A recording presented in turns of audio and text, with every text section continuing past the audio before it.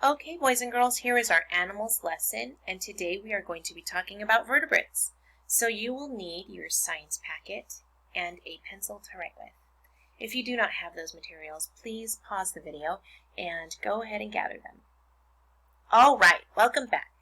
So yesterday we talked about a group of animals known as the invertebrates, right? These are the animals that do not have a backbone, no spine, no bones at all usually, and it consists of about 90% of all animals on the earth. Remember that?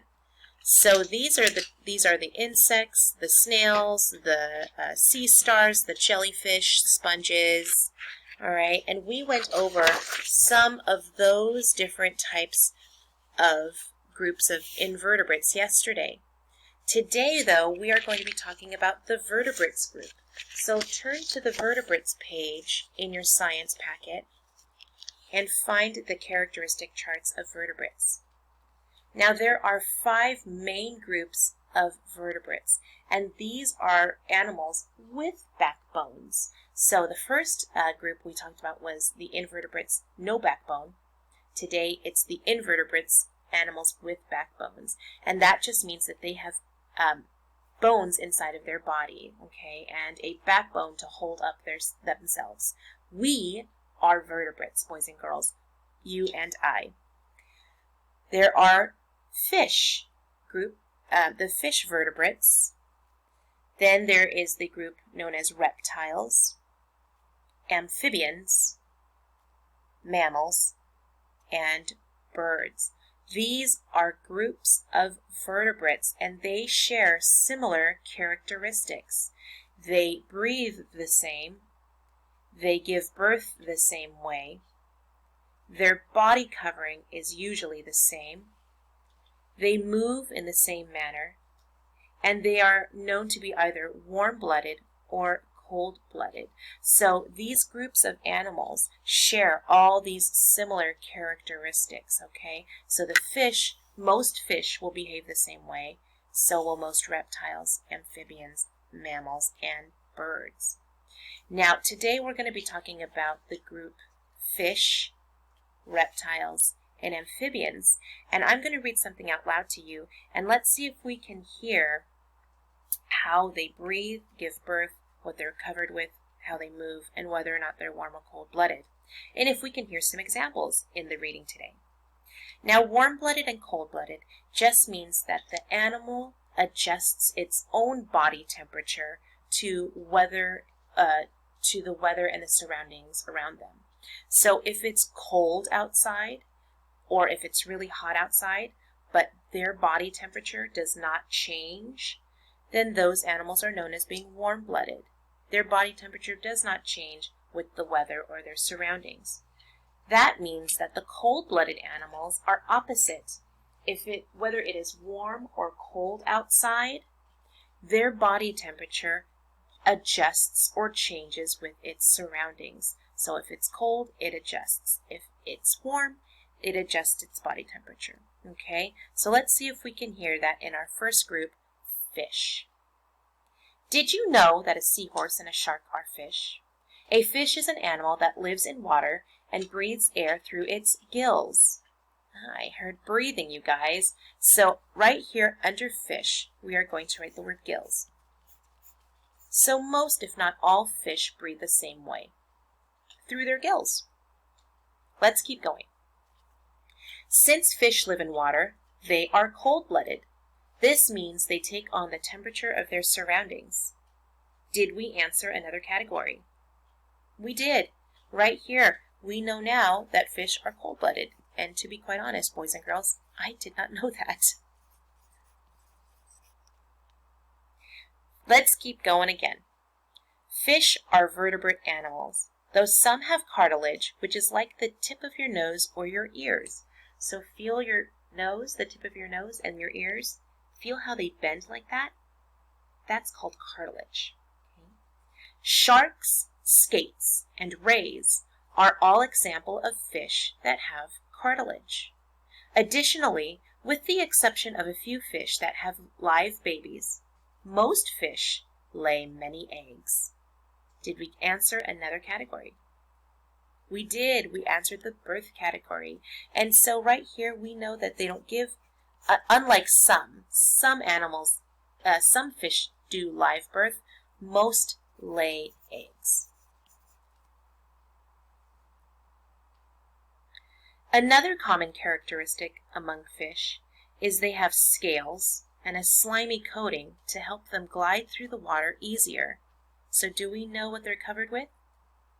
You're right, they're covered in scales. And it says a slimy coating. So I'm going to write that too, slimy coating. And that I didn't know also, and that makes sense. They need that slimy coating to move faster or move more fluidly in the water. They steer with their fins to keep them from rolling side to side. Did we hear how they moved? Yes, we hear that they move with their fins, right? And looks like we've got everything on our list. So some examples of fish, obviously. We said seahorse. I think I said seahorse at the beginning. We heard shark, and then rays, kind of like a manta ray or a bat ray. And I'm sure if I showed you a picture, you'd know exactly what I'm talking about. But those are examples of fish. Let's move on to our reptile group. Again, these types of vertebrates all share very similar characteristics. So let's hear some of them. Reptiles are an interesting group of vertebrates. Reptiles are found in water and on land. The reptiles that hang out in water have to come to the surface frequently for the air because they have lungs to breathe with. Did we talk about breathing? Yeah, they do not breathe with gills like a fish. They breathe with lungs. That's what we have, boys and girls. We have lungs that we breathe with.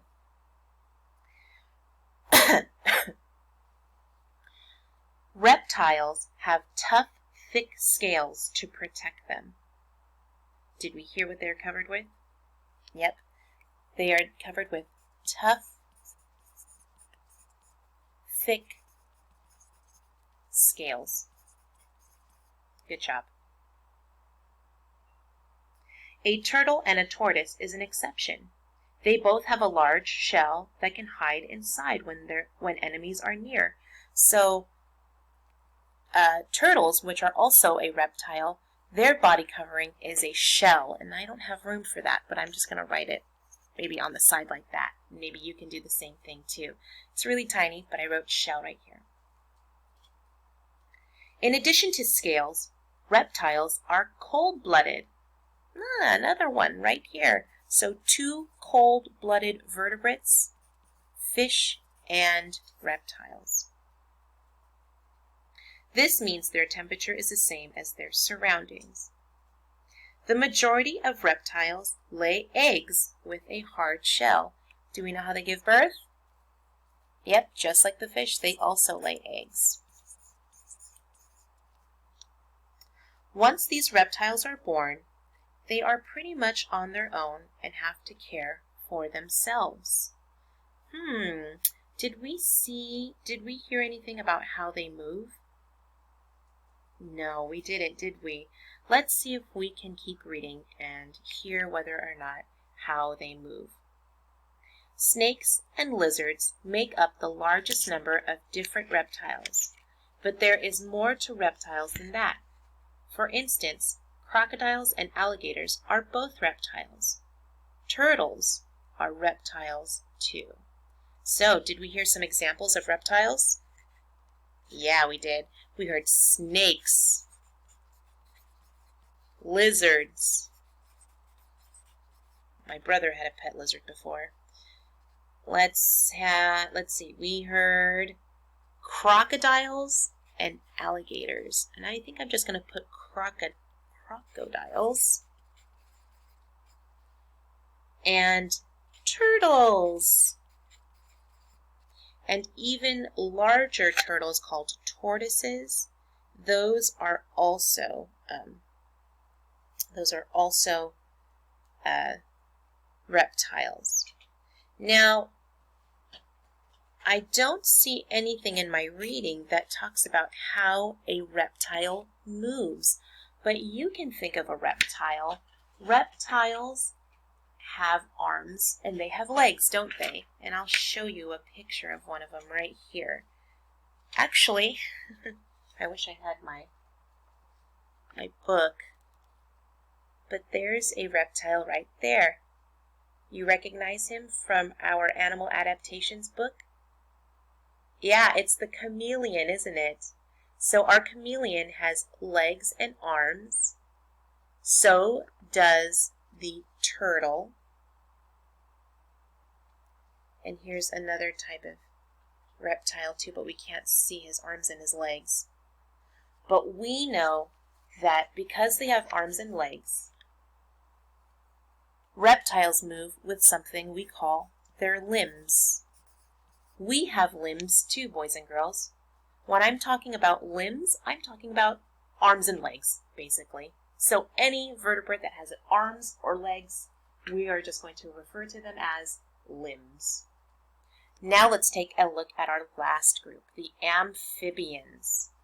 Now the amphibian means 2 lives, which fits this cold-blooded vertebrate class nicely. Did you hear me say something? Yep, I heard cold-blooded. That's 3 groups of vertebrates that are all cold-blooded. Amphibians live the first part of their lives in water and the other half of their lives on land. Amphibians lay many jelly-like eggs, not hard-shelled eggs, in the water. So do we know how they give birth? Yep, they also lay eggs. These eventually hatch into babies called tadpoles. Since amphibians begin their lives in water, that also means they start off looking very much like a fish. They have gills and a long tail. As they grow older and change into adults, they lose the tail and grow legs. Their gills disappear and they grow lungs in order to breathe air on land. Now I heard 2 types of ways they breathe. First, they breathe with gills as babies, and then they breathe with lungs when they're adults. So they have both. Amphibians also have a unique body covering. Oh, here we go, guys, body covering. Amphibians don't have fur or scales, but instead they have smooth, slimy skin. And if you've ever touched a frog or a toad before, you will know that slimy skin that they have, right? Their skin has to stay moist so it doesn't dry out. Their skin also helps them breathe because the air goes through their skin into their blood. It also protects them from predators because it picks up vibrations. Some have poison on their skin to protect them.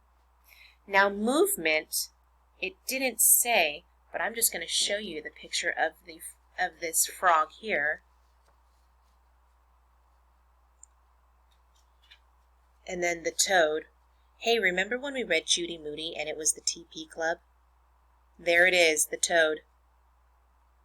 It has arms and legs, boys and girls. And what did I say we were going to call arms and legs? Limbs, right? So we're going to write the word limbs here. And our examples that they brought up were frogs and toads. There we go. We are done for today's vertebrate characteristics chart. We'll talk about the other 2 groups, mammals and birds, tomorrow. Well done, boys and girls. I'll see you in the next video.